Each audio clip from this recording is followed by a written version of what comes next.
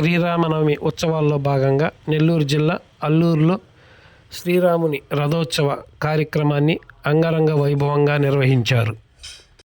సీతారాముల కళ్యాణం అనంతరం నూతన దంపతులను రథంపై ఉంచి పురవీధుల్లో ఘనంగా ఊరేగించారు. ఈ సందర్భంగా భక్తులు రథాన్ని లాగేందుకు పోటీ పడ్డారు. భక్తులు రథం వస్తున్న సమయంలో రథంపై ఉప్పు, మిరియాలు చల్లారు. అలాగే రథం ముందు టెంకాయలు, కొబ్బరికాయలు కొట్టి మొక్కులు తీర్చుకున్నారు.